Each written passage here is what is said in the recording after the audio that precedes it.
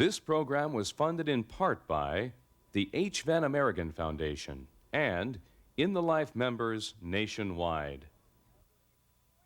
That's right, and we're going to support them and love them because they were born the way they are. No, I don't agree and they with are that. fine, No, I don't wonderful, agree with that. upstanding I don't people. doubt. I must pretend to be one of the enemy.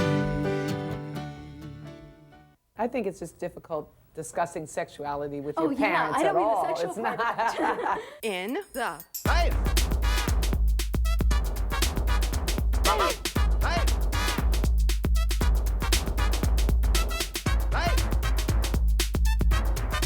in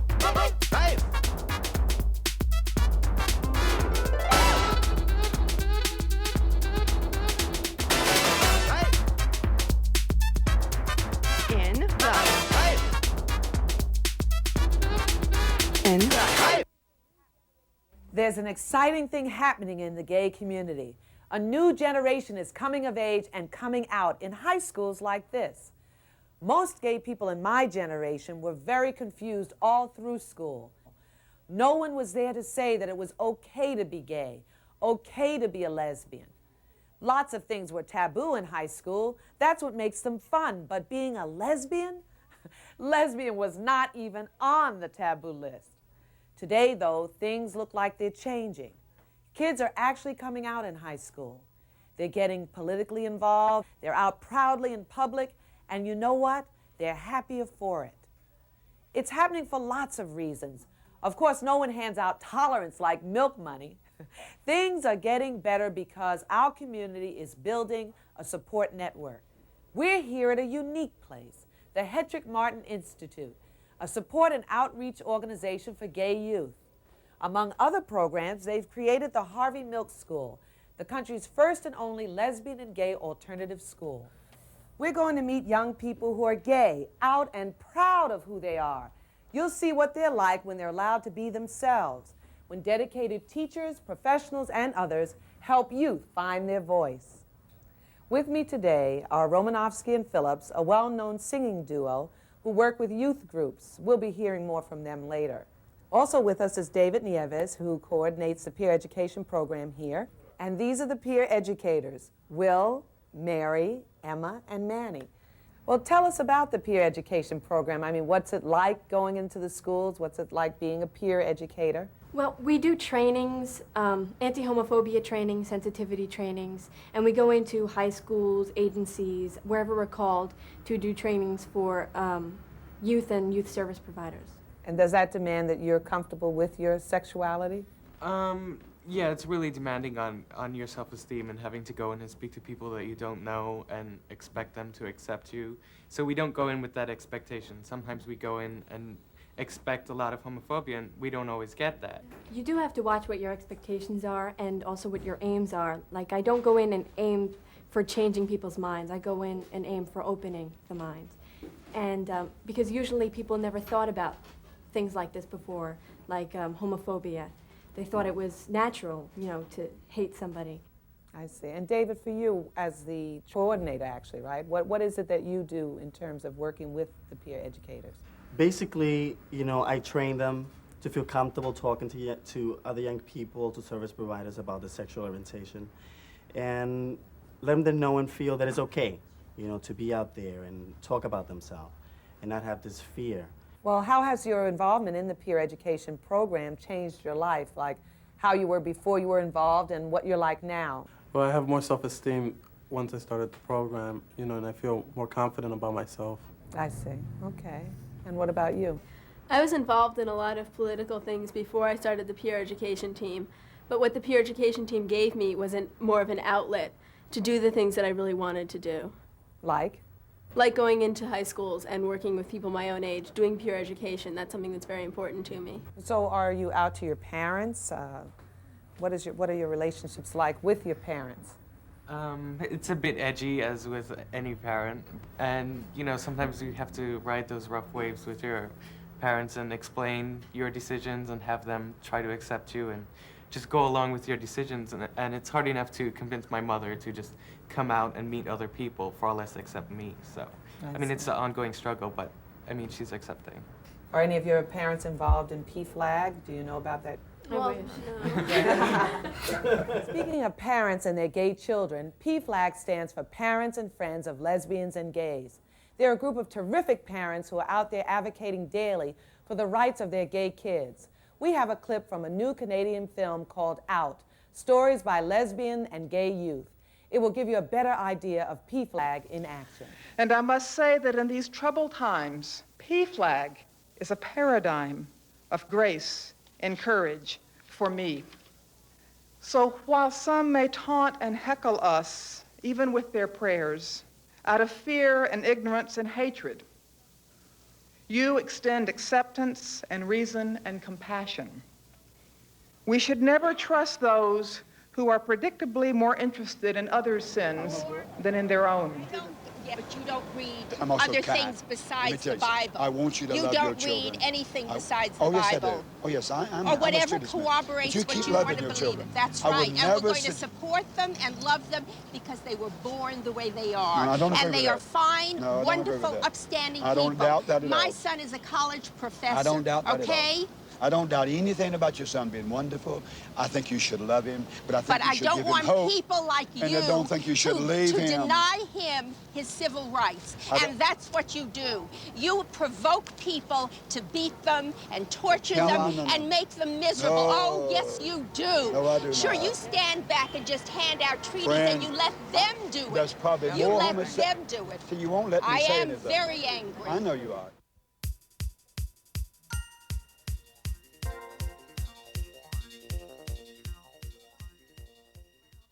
Well, my parents, my whole family has been involved in all sorts of civil rights causes, including gay rights, since long before I was born. So I've been aware of this all my life. I've grown up in a feminist environment. And the hardest thing for me about telling my parents was I didn't know how to do it because I knew they'd accept it. And you see all these things like, I'm going to sit you down, I have something I have to tell you, I'm not sure how you're going to take it. And to me, it was just like, I knew they would take it in stride. And it's been really incredible, especially my mother, who is really proud of the things I'm doing with my life, which is just something that's very incredible to me, knowing friends who have families who have just disowned them. I think it's just difficult discussing sexuality with Oh, your yeah, parents I don't at mean the all. sexual It's part not. But even any of your life choices, just because Yeah. they're your parents. What about you? My family is it's taboo to even say that you're bisexual. So me saying that I was gay, or my mother finding out actually, because my mother found out, I didn't have the opportunity to tell her. When she found out I was gay, it hurt her very much, and so we had a problem with it, and we didn't talk about it for a few months until she felt ready for it. Before we used to sit down and talk about everything. Now it's, we're trying to get that relationship going again. She actually went out the other day and, brought me, all these pamphlets on how to have safer sex. Just, because she's trying to understand, that this is me.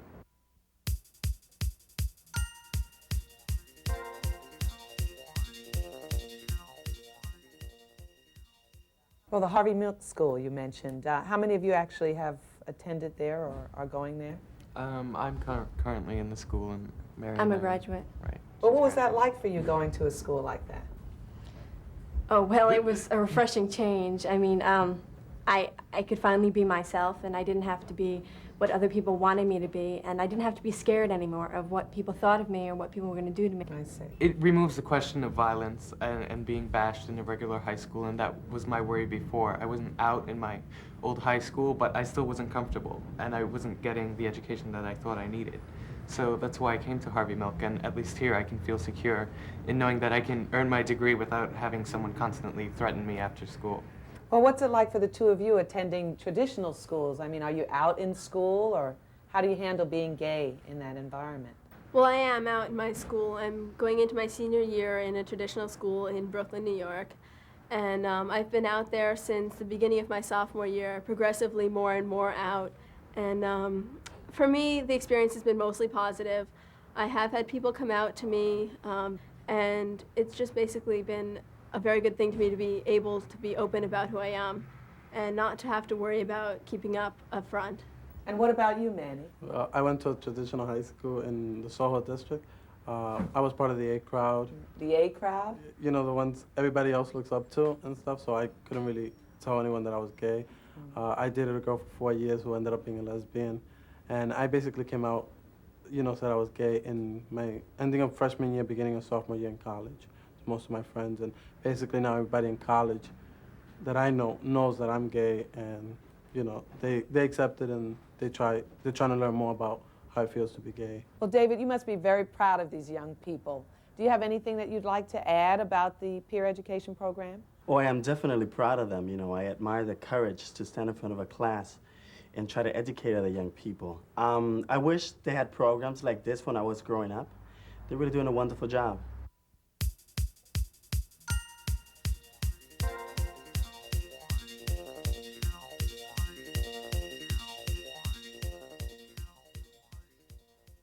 It's so encouraging. I mean, I wish there had been something like this for, you know, this kind of resource when I was growing up. I mean, I really feel like I was robbed of an education because I was harassed in school constantly for being gay by kids who figured it out long before I did, you know. And What, that you were gay? yeah. Oh, yeah. I mean, just It happens all the time, yeah. for being a sissy, you know. And in fact, I ended up in a mental hospital when I was 14 years old because my parents, my family, my counselors didn't know what to do. I mean, I received no help, you know. They told me the problem was that I was carrying my books up here instead of down there. You know? Oh, if it was only that simple. Really? Exactly, Right. exactly. And I was rough. And I was the, you know, the overachiever type. So it's not that I didn't get hassled. I certainly took plenty of verbal comments and stuff, but I had a really strongly supportive family.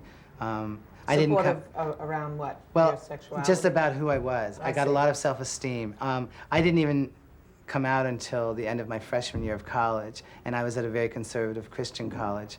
So, and I'm a Baptist minister's son. So the initial coming out process was painful, for sure, with my parents and stuff. But I just think that it must be so wonderful to have environments like these kids have these days. When you grow up gay in this culture, you know, and every song you ever hear on the radio is a love song from a man to a woman or a woman to a man. It's another way that we're made invisible, you know, that we're told our lives don't exist. So you know, that's and what you try to do with your music. Exactly. We really try to document the experiences of gay and lesbian people growing up gay, what that's been like for us. All these things that have never really been written about in pop music. And we have a song about a gay teacher, in fact, who is afraid of being out because he's so afraid of how that would be misinterpreted, even though he sees gay kids in his class who so desperately need role models. You know, and it's a really painful experience. It's actually, this is based on a discussion we had with a teacher in our hometown of Santa Fe, and we find as we tour that so many teachers have gone through the very same thing. Right, he said to me, I feel like I can't even say anything positive about gay people to these students. I feel like I have to pretend to be one of the oppressors. Well, what's the name of this song? It's called One of the Enemy. Well, I'd love to hear it.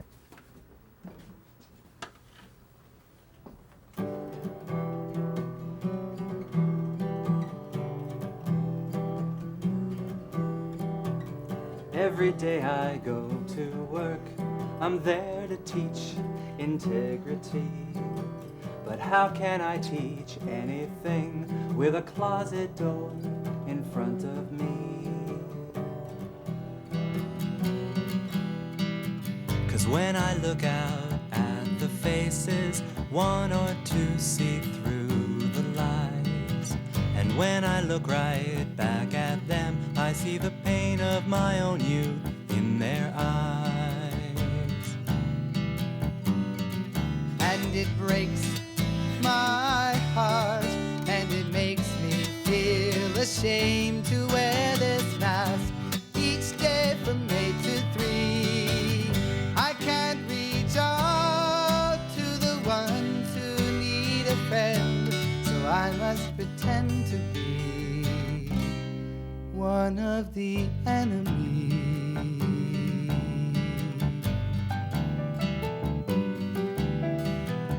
Every year, 100 faces staring blindly up at me.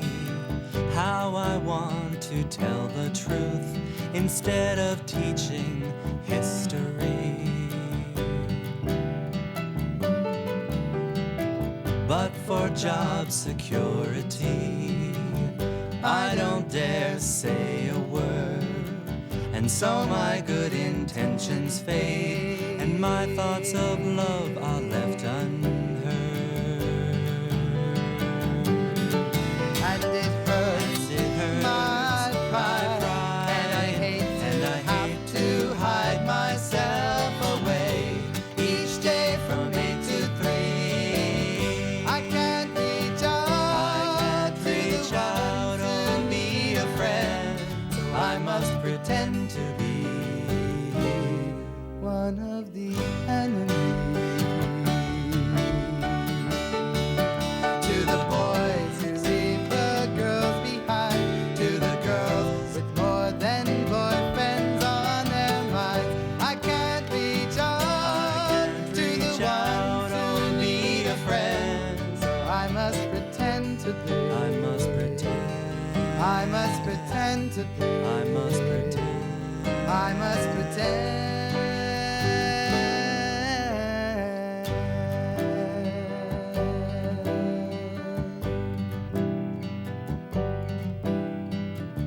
Maybe someday I'll find a way.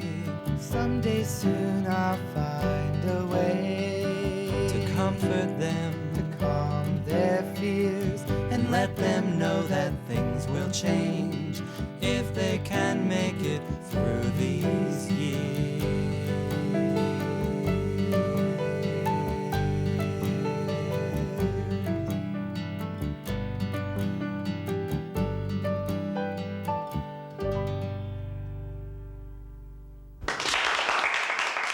As a teacher in the New York City public school system, faced with the dilemma of coming out in a potentially hostile environment.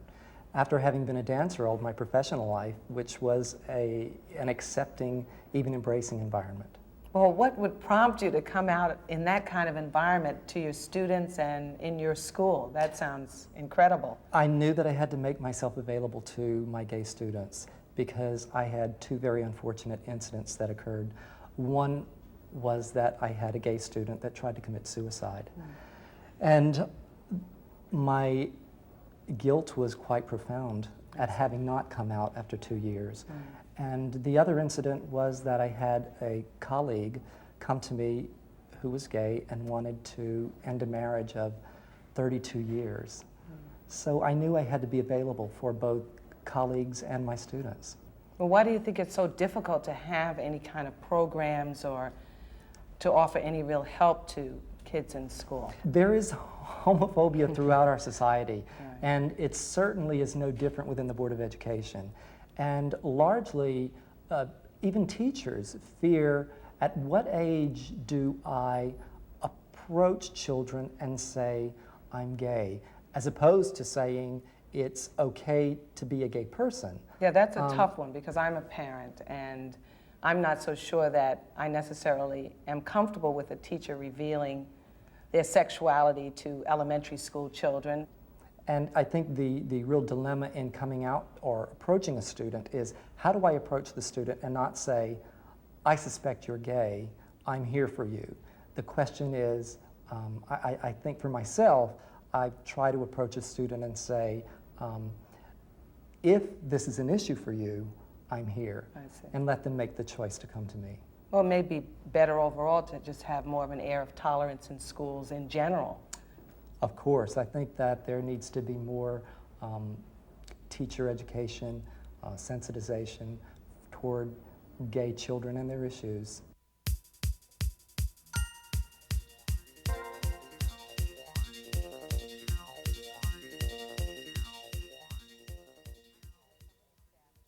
I'm here with some of the staff of the Hetrick-Martin Institute, Francis, Carl, and Raisa. Francis, you're the executive director of the Institute. What are some of the programs? Well, we're best known for the Harvey Milk School, which is a school that we run with the Board of Education for young people who have disaffected from the regular high school system because of anti-gay violence or harassment. Our after-school program draws about 800 young people a year who come from all over the city and from some of the suburbs, where it's a recreational program. They can come in and do photography, theater, do their homework, take field trips, and talk to people from the community. We also have a counseling program where a young person can seek individual counseling, but we also work with families and we do group work. Wow, that sounds great. Carl, as a trainer, who do you train and what do you train them in? Well, part of my responsibility is going out to the public high schools.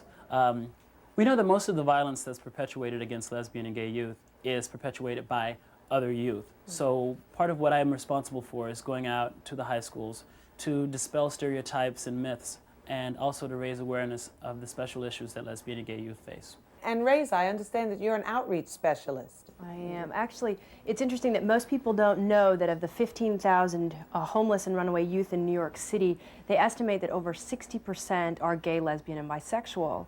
And one of the things we do as street outreach workers is try to reach those youth on the street.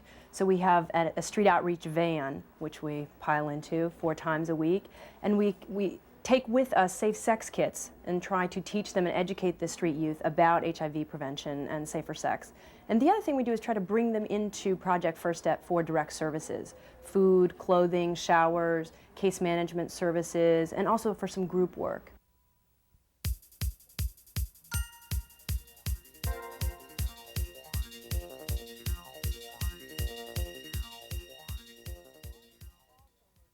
Artists are also making us more aware of gay youth, helping kids to step into the spotlight and speak for themselves.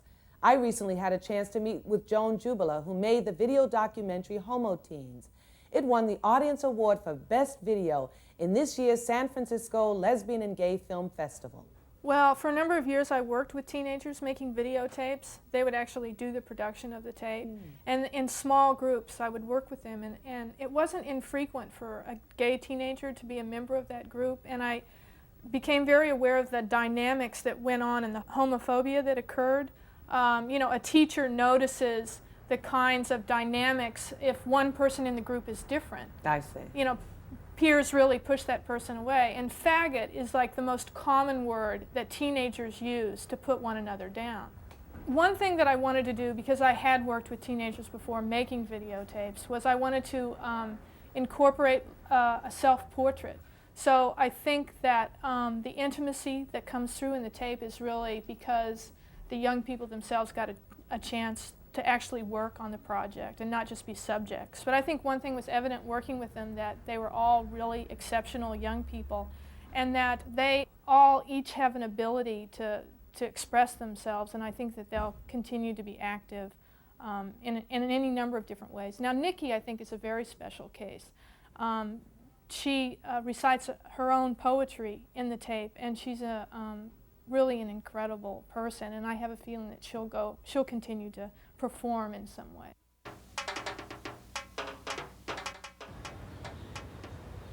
This is my poem. It's called Reliving My Alabama. I's got 3 things going against me. I is a woman. I is an Afro-Caribbean American. I is a lesbian. 16 years of slavery hiding in the closet, keeping me shackled in chains of depression and self-destruction, and brainwashed by the ideologies of Massasinaquan, Prozac, Thorazine. Encased in and watched over by the world of iron bars and Velcro straps, tearing at my veins, burning at my soul. My brain whipped with pain by the jolts and volts of electricity that tried to make me forget that I was living in Alabama, and that I would keep on reliving my Alabama. Didn't they know? Ain't they smart enough? Ain't the degree of their PhD telling me I is crazy? Woman, Afro-Caribbean American, lesbian. Had to play sane, had to play the game, but freedom, but still enslaved, because I can't be free to be me. I can't hold my lover, touch my lover, kiss my own lover. Damn the democracy we call our society. I've got 5 things going against me. I is a woman. I is an Afro-Caribbean American. I is a lesbian. I is a conformist, and I is every other damn ism, and I is reliving my Alabama.